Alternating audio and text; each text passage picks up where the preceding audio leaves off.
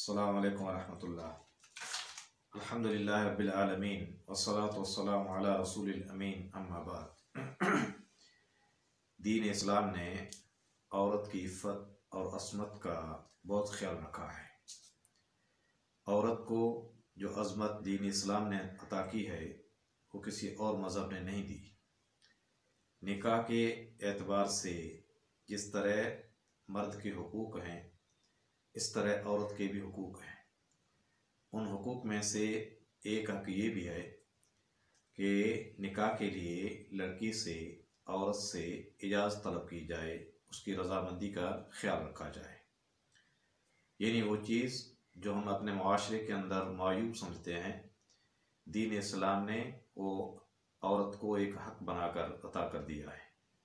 जैसा कि सुनन इब्न माजा की हदीस है, सहाबी अबू मूसा अशअरी रज़ी अल्लाह अन्हु फरमाते हैं कि आप सल्लल्लाहु अलैहि वसल्लम ने फरमाया, इज़ा अरादा अर्रजुलु अन युज़व्विज इब्नतहु फल्यस्तअज़िनहा। आपने फरमाया कि जब भी कोई शख्स अपनी बेटी का निकाह करना चाहे, शादी करना चाहे, तो उसे चाहिए कि अपनी बेटी से इजाज़त तलब करे।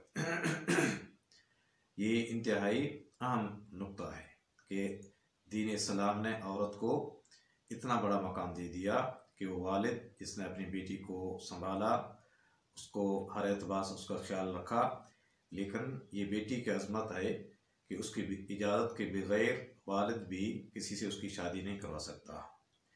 उसकी एक वजह यह है कि कुरान करीम के अंदर मर्द और औरत के रिश्ते को इन अल्फाजों में बयान किया गया है कि हुन्ना लिबासुल लकुम व अंतुम लिबासुल लहुन। यानी औरत अपने शौहर के लिए लिबास है और शौहर अपने औरत के लिए लिबास है। और लिबास इंसान के जिस्म का जिस तरह जीनत भी है, इस तरह उसके इंतहाई करीब भी है। तो जब इतने करीब हैं और मोहब्बत ना हो तो ये लिबास हमेशा चल नहीं सकता। इसलिए शर्त रखा गया है कि औरत की इजाज़त तलब की जाए। फिर शादी करने वाली औरतें दो किस्म की होती हैं, एक बिक्र, दूसरी सय्यब। सय्यब कहते हैं ऐसी औरत जिसने पहले शादी की हो, फिर उसका शौहर फौत हो चुका हो या उस औरत को तलाक मिल चुकी हो और वो बेवा बन चुकी हो। तो उसकी इजाज़त के बारे में हदीस में है कि वो ख़ुद मुख्तार है, उससे मशवरा तलब किया जाएगा। अगर वो ख़ुद राज़ी होगी तो निकाह होगा, वरना निकाह नहीं होगा। और बिक्र कंवारी लड़की को कहते हैं। जब आप सल्लल्लाहु अलैहि वसल्लम ने हुक्म फरमाया कि उनसे इजाज़त ली जाए, जैसा कि सुनन इब्न माजा की रवायत है आयशा सिद्दीक़ा रज़ी अल्लाह अन्हा से, तो आप सल्लल्लाहु अलैहि वसल्लम को अर्ज़ किया गया कि इन्नल बिक्र तस्तही अन ततकल्लम।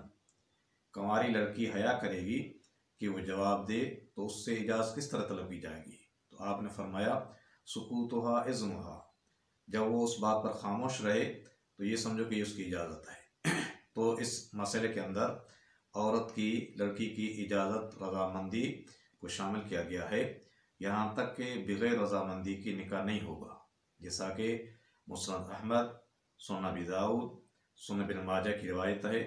सहाबी इब्न अब्बास रज़ी अल्लाह अन्हु फरमाते हैं कि आप सल्लल्लाहु अलैहि वसल्लम के सामने एक औरत आई, उसने कहा कि मेरे वालिद ने मेरी रज़ामंदी के बग़ैर मेरा निकाह कर दिया और मैं उसे नापसंद करती हूँ। हदीस के अल्फाज हैं फ़ख़य्यरहन नबी सल्लल्लाहु अलैहि वसल्लम, कि आप सल्लल्लाहु अलैहि वसल्लम ने उस औरत को इख्तियार दे दिया कि आप चाहें तो उसके साथ उस निकाह में रह सकती हैं, चाहें तो अलहदगी अपना सकती हैं।